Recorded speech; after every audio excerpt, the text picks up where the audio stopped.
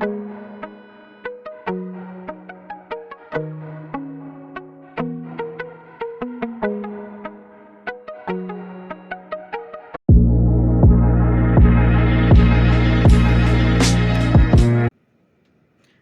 दोस्तों, एक बार फिर से स्वागत है आप सभी का आपके अपने चैनल टारगेट एट 1 पे।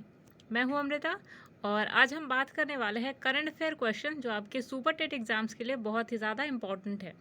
जैसे कि आप सभी जानते हैं कि आपका जीके और करंट अफेयर्स मिला करके टोटल 30 मार्क्स कवर करते हैं आपके सुपर टेट के। तो अगर आपने करंट अफेयर्स और जीके का पोर्शन तैयार कर लिया तो आपके लिए बहुत ही ज़्यादा ईजी हो जाएगा। 30 आउट ऑफ 30 ना हो सके तो आप 20 मार्क्स ईजिली गेन कर सकते हैं। तो आज की जो हमारी वीडियो है वो उन सभी इंपॉर्टेंट क्वेश्चन पे बेस्ड है जो कि पूरी उम्मीद है आपके अपकमिंग सुपर टेट एग्जाम्स में आने के लिए। तो चलिए बढ़ते हैं वीडियो में आगे की तरफ, लेकिन आगे बढ़ने से पहले एक जनरल इन्फॉर्मेशन आप सभी दोस्तों के लिए कि अगर आप भी हमारे साथ मिलकर according to syllabus super TET की प्रिपरेशन करना चाहते हैं तो ज़रूर सब्सक्राइब करें हमारा यूट्यूब चैनल टारगेट एट 1। अगर आप भी हमारे साथ मिलकर डेली स्टडी मटेरियल और पीडीएफ लेना चाहते हैं तो हमारे टेलीग्राम चैनल के साथ जुड़ना ना भूलें, जिसका लिंक आपको डिस्क्रिप्शन बॉक्स में मिल जाएगा। तो ये थी जनरल से इन्फॉर्मेशन आप सभी अभ्यर्थियों के लिए। चलिए बढ़ते हैं वीडियो में आगे की तरफ।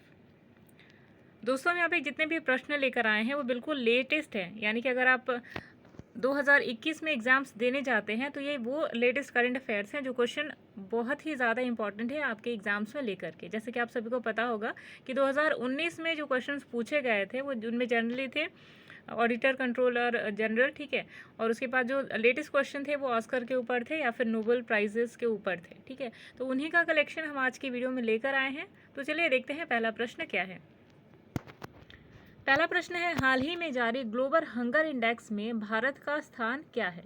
आपको बताना है कि ग्लोबल हंगर इंडेक्स जो कि food policy of research institute जारी करती है, इस हंगर इंडेक्स में भारत का क्या स्थान था ये आपको बताना है।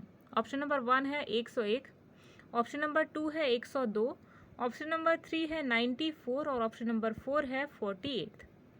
तो जो करेक्ट आंसर है आपका वो है ऑप्शन नंबर 3 यानी कि 94, यानी कि ग्लोबल हंगर इंडेक्स में भारत का जो स्थान है वो है 94। बहुत ही ज़्यादा इंपॉर्टेंट क्वेश्चन है क्योंकि इंडेक्स पे बेस्ड क्वेश्चन बहुत ही ज़्यादा इंपॉर्टेंट है, क्योंकि हर साल अगर आप देखिए 2018 का क्वेश्चन पेपर, ठीक है, या 2019 का सुपर टेट का क्वेश्चन पेपर, तो ये जो क्वेश्चन है हैप्पीनेस इंडेक्स और हंगर इंडेक्स और नोबेल प्राइजेस ये बहुत ही ज़्यादा जेन्युइन है, वहाँ पर आपको दिखाई देंगे, ठीक है। तो क्वेश्चन बहुत ही ज़्यादा इंपॉर्टेंट है, आप इसको स्टार मार्क कर लीजिए या फिर इसका स्क्रीनशॉट लेकर अपनी फ्यूचर यूज़ के लिए रख सकते हैं। चलिए अगले प्रश्न पे आते हैं। लेकिन यहाँ से कॉन्सेप्ट एक और निकल कर आता है कि ये जो ग्लोबल हंगर इंडेक्स है एग्जैक्टली है क्या और इसे कौन रिलीज़ करता है। सबसे पहली चीज़ कि जो ग्लोबल हंगर इंडेक्स है ये रिलीज़ किया जाता है फूड पॉलिसी रिसर्च इंस्टीट्यूट के द्वारा, और इसका जो काम है वो ये होता है कि सारे देश यानी जितने भी पूरे विश्व में देश हैं सभी देशों की एक लिस्ट जारी करी जाती है और ये देखा जाता है कि किस देश के अंदर कितने ज़्यादा परसेंटेज में बच्चे ऐसे हैं जो भूख से ग्रसित हैं, ठीक है। तो इंडिया का 94th पोजीशन है, दैट मीन्स कि इंडिया एवरेज चल रहा है ऑलमोस्ट। अगर देखा जाए तो जितने भी टोटल देश हैं तो इंडिया अगर टॉप लेवल पे चलता है इसका मतलब कि भारत के अंदर जो भूखे बच्चों का जो रेशियो है वो बहुत ही ज़्यादा है, ठीक है। तो भारत देखिए तो इस तरीके से थोड़ा सा इम्प्रूव कर रहा है, क्योंकि पिछला जो हंगर इंडेक्स था उसमें भारत की जो वैल्यू थी वो इसके कंपेयर में बहुत अलग थी। अगला प्रश्न है, 2020 में साहित्य में नोबेल पुरस्कार किसे दिया गया था। आपको बताना है कि 2020 में जो लिटरेचर के रेस्पेक्ट में नोबेल प्राइज़ था वो किसे दिया गया था। ऑप्शन नंबर 1 है लुईस ग्लक, ऑप्शन नंबर 2 है लुईस ग्रीन, ऑप्शन नंबर 3 है लूसी ग्लक और ऑप्शन नंबर 4 है पॉल आर मिलग्रोम और Robert B Wilson for improvement to auction theory.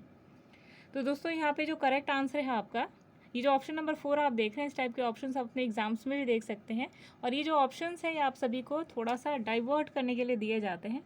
जैसे कि आप देख रहे हैं सारे ऑप्शंस में थोड़ी थोड़ी सिमिलरिटी आपको सभी में दिखाई देगी, ठीक है। अगर आपने बहुत थॉरली स्टडी किया है करंट अफेयर्स तो ही आप इस क्वेश्चन को ईजिली आंसर कर सकते हैं। तो इस क्वेश्चन का जो करेक्ट आंसर है वो है लुईस ग्लक।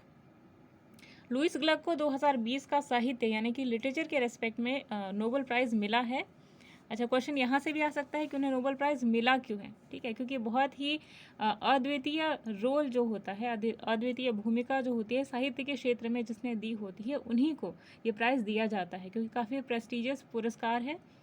तो लुईस ग्लक को मिला है उनकी एक 12 कलेक्शंस की जो पोएम थी, ठीक है, उन्होंने कई सारे वॉल्यूम्स में अपनी पोइट्री थी वो रिलीज़ करी थी, लेकिन बेसिकली उनकी 12 कलेक्शन की जो पोएम्स थी उनके लिए दिया गया था उनको साहित्य पुरस्कार 2020 में। किसके लिए? साहित्य के लिए, ठीक है। चलिए अगले प्रश्न पे आते हैं। अगला प्रश्न है, वर्तमान में भारत के ऑडिटर और कंट्रोलर जनरल कौन है? ऑप्शन नंबर 1 है सतीश कुमार, ऑप्शन नंबर 2 है गिरीश चंद्र मुर्मू, ऑप्शन नंबर 3 है संजय कोठारी और ऑप्शन नंबर 4 है संजय कुमार, ठीक है। यहाँ पे जितने भी नाम आप सभी को दिखाई दे रहे हैं अपने ऑप्शंस में, इन सभी को याद कर लीजिएगा, क्योंकि ये सारे जो ऑप्शंस है वो कहीं ना कहीं एक हायर पोजीशंस पे अपॉइंटेड हैं, ठीक है। अगर सतीश कुमार की बात करी जाए, गिरीश चंद्र मुर्मू, संजय कोठारी और संजय कुमार, ये सभी किसी न किसी विशिष्ट पद पर आसीन है, इसलिए आपको इन सभी जो महानुभव हैं सबकी पोजीशंस को याद करना होगा और साथ में इनके बारे में थोड़ी सी एक्स्ट्रा नॉलेज भी इकट्ठा करने कि कौन से बैच के थे या फिर कहाँ को बिलोंग करते हैं या इसके पहले किस पद पर आसीन थे, ठीक है। चलिए, तो फिलहाल जो क्वेश्चन है उसका आंसर है ऑडिटर और कंट्रोलर जनरल जो इंडिया के अभी बने हैं हाल ही में, वो है गिरीश चंद्र मुर्मू, ठीक है। अच्छा, इसके पहले कहाँ पोस्टेड थे? तो ये डेप्यूटी गवर्नर थे जम्मू एंड कश्मीर के, तो वहाँ पे इनकी जो विशिष्ट सेवा थी, काफ़ी अच्छा इन्होंने रोल प्ले किया था जम्मू एंड कश्मीर का जो सिनेरियो था उसको सुधारने के लिए, ठीक है, और जो स्तर था जम्मू एंड कश्मीर का उसको उभारने के लिए, इसलिए इनको प्रमोट करके आगे चल करके ऑडिटर और कंट्रोलर जनरल ऑफ इंडिया बना दिया गया है, ठीक है। और संजय कुमार की अगर बात की जाए तो संजय कुमार बने हैं ईडी के हेड, ठीक है, डायरेक्टरेट ऑफ ईडी बने हैं संजय कुमार। अगले क्वेश्चन पे आते हैं। अगला क्वेश्चन है, किस फिल्म को ऑस्कर बेस्ट फिल्म का अवार्ड मिला है 2020 में, ठीक है। पहला ऑप्शन है आप सभी के सामने न्यूटन, ऑप्शन नंबर 2 है पैरासाइट, ऑप्शन नंबर 3 है द शेप ऑफ वाटर और ऑप्शन नंबर 4 है द आयरिश मैन। तो जो करेक्ट आंसर है आपका, यानी कि 2020 में ऑस्कर बेस्ट फिल्म का अवार्ड जिसे मिला था वो है पैरासाइट, ठीक है। अच्छा, पैरासाइट फिल्म के बारे में थोड़ा सा जान लीजिए कि पैरासाइट फिल्म कुछ ऐसे 2-4 आपको फैमिलीज़ दिखाई देंगी, बेसिकली 2 ही फैमिलीज़ पे बेस्ड है। जो लोग कुछ इस तरीके से अपना जीवन यापन करते हैं कि उनके पास कुछ भी नहीं होता, इवन खाने के लिए भी, तो वो अपनी आइडेंटिटी चेंज करके जब वो कुछ और तरीके से उभर कर आते हैं तो उनका जो लाइफस्टाइल होता है पहले से बेटर हो जाता है।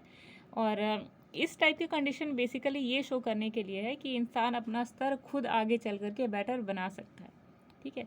तो इसलिए इस फिल्म को ऑस्कर दिया गया है। काफ़ी अच्छी मूवी है, अगर आप चाहें तो देख सकते हैं यूट्यूब से या फिर थिएटर्स में जा करके, और काफ़ी अच्छी जो मोटिवेशन है आपको इस फिल्म से मिलेगी। चलिए क्वेश्चन पे आते हैं। अगला क्वेश्चन है, बहुत ज़्यादा इंपॉर्टेंट क्वेश्चन है और आपके एसएससी रेलवे सभी के लिए इम्पॉर्टेंट है, और क्योंकि नई नियुक्ति हुई है रेलवे बोर्ड के अध्यक्ष की, इसलिए ये भी आपके सुपर टेट के लिए भी बहुत ही ज़्यादा इम्पॉर्टेंट है। तो अगला प्रश्न है आपकी रेलवे की नियुक्ति को लेकर के, तो रेलवे बोर्ड का नया अध्यक्ष किसे चुना गया है? अगला प्रश्न है आपका कि रेलवे बोर्ड का अगला अध्यक्ष किसे चुना गया है? ऑप्शन नंबर 1 है वीके यादव, ऑप्शन नंबर 2 है सुनीत शर्मा, ऑप्शन नंबर 3 है आशीष महेश्वरी और ऑप्शन नंबर 4 है अश्विनी लोहानी। तो जो करेक्ट आंसर है आपका क्वेश्चन के अकॉर्डिंग, रेलवे बोर्ड के जो नए अध्यक्ष चुने गए हैं, नए चेयरपर्सन चुने गए हैं, वो है सुनीत शर्मा, ठीक है। बहुत लोग को लग रहा होगा कि वीके यादव हैं, क्योंकि अगर आपने काफ़ी पहले से करंट अफेयर्स प्रिपेयर किए हैं तो जो वीके यादव हैं उनका कार्यकाल एक बार पूरा हो चुका था, लेकिन इन्होंने अतिरिक्त कार्यभार संभाला, यानी कि अपने एक कार्यकाल पूरा करने के बाद दूसरा कार्यकाल संभाला विनोद कुमार यादव ने। लेकिन उनके बाद हाल ही में जो नव नियुक्त हुए हैं, फिलहाल 1 महीना भी नहीं हुआ उनको नियुक्त हुए, वो है सुनीत शर्मा, ठीक है। चलिए अगले प्रश्न पे आते हैं। अगला प्रश्न है, ग्लोबल इनोवेशन इंडेक्स में भारत का क्या स्थान रहा?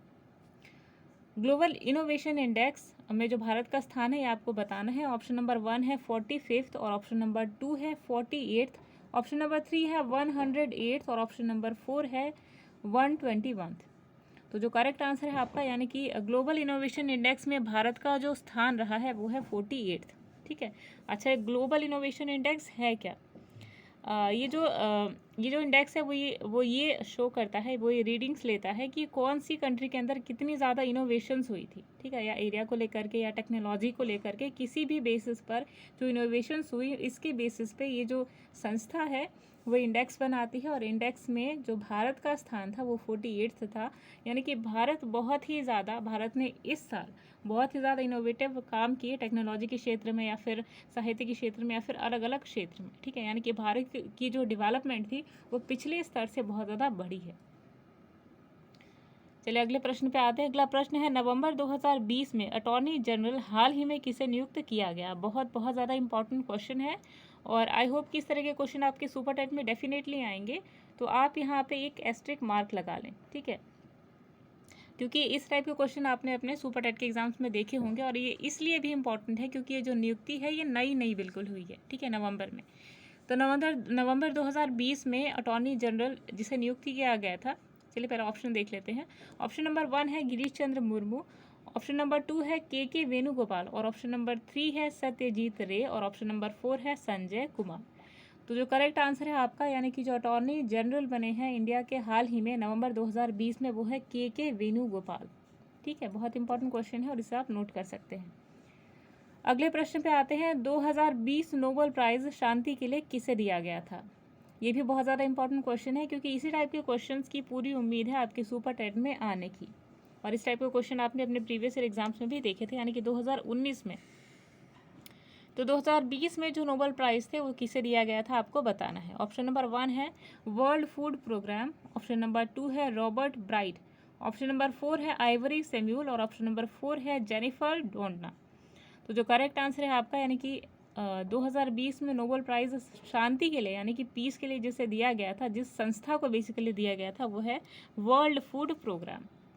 अच्छा, इसका रोल क्या था, यानी कि इसे नोबेल प्राइज़ आखिर क्यों दिया गया था? क्योंकि इन्होंने काफ़ी जो बेहतर रोल किया था ऐसी जगहों में फूड सप्लाई करके जहाँ पर जो ड्रास्टिक कंडीशन हो चुकी थी, रहने के लायक भी जो जगह नहीं थी, वहाँ पर भी इस संस्था ने जो भोजन था, यानी 2 टाइम का भोजन था, वो पहुँचाया। इसलिए इस संस्था को, यानी कि वर्ल्ड फूड प्रोग्राम को 2020 में नोबेल प्राइज़ के लिए उत्कृष्ट सम्मान दिया गया था।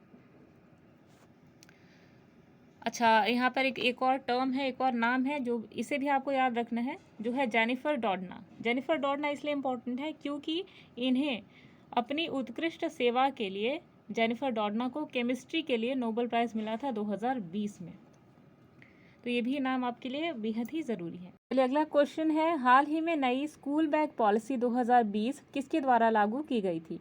ऑप्शन नंबर 1 है SCERT, ऑप्शन नंबर 2 है NCERT, ऑप्शन नंबर 3 है NIOS, और ऑप्शन नंबर 4 है NCTE। तो जो करेक्ट आंसर है इस क्वेश्चन का, ये क्वेश्चन बहुत ही ज़्यादा इंपॉर्टेंट है क्योंकि स्कूल की पॉलिसी से जुड़ी हुई है। तो जो करेक्ट आंसर है आपका वो है NCERT, ठीक है। ये भी जान लीजिए कि ये जो पॉलिसी है किसके द्वारा लागू की गई थी, तो ये दिल्ली के जो डायरेक्टरेट हैं, एजुकेशन डायरेक्टरेट, उनके द्वारा लागू की गई थी स्कूल बैग पॉलिसी। अब जान लीजिए स्कूल बैग पॉलिसी 2020 है क्या। तो बेसिकली आपको ये दिल्ली के स्कूलों में दिखाई देगी और वहाँ से स्टार्ट करके अगर ये हेल्पफुल हुई तो और भी एरियाज़ में पहुँचाई जाएगी, ठीक है। स्कूल बैग पॉलिसी के अंतर्गत ये कहा गया था कि छोटे बच्चों का जो बैग का जो भार है वो काफ़ी ज़्यादा हो गया, और बेसिकली जो स्कूल की जो बिल्डिंग्स होती हैं वो डबल या 3 लेयर्स में, फ्लोर्स में पाई जाती हैं, ठीक। तो एक छोटे बच्चे के लिए बहुत ही ज़्यादा मुश्किल हो जाता है एक ही सब्जेक्ट की 2 कॉपीज़ रखना, यानी कि क्लास वर्क और होमवर्क, ठीक है। इन दैट केस कि अगर बच्चे के पास 14 सब्जेक्ट हैं और बच्चे ने अगर करीब 28 के करीब में कॉपीज़ ली हैं तो काफ़ी ज़्यादा हैवी हो जाएंगी वो कॉपीज़। इसके साथ में बच्चा बुक के साथ में लंच बॉक्स और लंच बॉक्स के साथ में पेंसिल बॉक्स भी लेकर आता है, तो काफ़ी ज़्यादा हैवी हो जाता है और ये आगे ले करके जाता है बच्चे के शरीर में हड्डियों का जो विकास है उसको लेकर के काफ़ी डिसऑर्डर दिखाई दिया। इस कारण 2020 जो है स्कूल बैग पॉलिसी लाई गई। इसके अंतर्गत ये कहा गया कि नई स्कूल बैग पॉलिसी के बाद बच्चे का जो 1 से 5 तक के बच्चे हैं उनको, यानी कि प्राइमरी के जो बच्चे हैं बेसिकली 1 से 2 तक के, ठीक है, 1 से 2 क्लास तक के बच्चे अपने बैग में सिर्फ 2 कॉपीज़ रख के लेकर जाएंगे, ठीक है। बहुत इंपॉर्टेंट है, इसको ध्यान से सुनिएगा कि 1 से 2 क्लास करके बच्चे जो हैं वो सिर्फ 2 कॉपीज़ लेकर जाएंगे, और 1 से 10 तक के, यानी कि यहाँ से 2 से 10 क्लास तक के बच्चे हैं, इनका जो उनका जो बैग का वज़न होगा उनकी बॉडी के 10वें हिस्से के बराबर होगा। यानी कि कोई भी बच्चा जो 20 किलोग्राम का है तो उसके पास जो स्कूल का बैग होगा वो होगा 2 किलोग्राम का। ठीक है, इतना आप सभी को क्लियर हुआ होगा। और 10th के बाद के जो बच्चे हैं उनका वैसे ही बैग का लोड बिल्कुल कम हो जाता है, इसलिए यहाँ पर भी कोई करेक्शन नहीं की गई। ठीक है, तो ये बहुत इंपॉर्टेंट है, इसे आपको ध्यान में रखना है। चलिए, तो यहाँ पे ख़त्म होती है हमारी करंट अफेयर्स की आज की वीडियो। आई होप आपने वीडियो से कुछ नॉलेज गेन करी होगी, और इसी टाइप की कॉन्सेप्चुअल वीडियोस और लेने के लिए आप हमारे चैनल को सब्सक्राइब कर सकते हैं, टारगेटेड 1। तो चलिए मिलते हैं कुछ और कॉन्सेप्चुअल और भी ज़्यादा इंटरेस्टिंग वीडियो के साथ में। तब तक के लिए अमृता को दीजिए इजाज़त। Bye bye.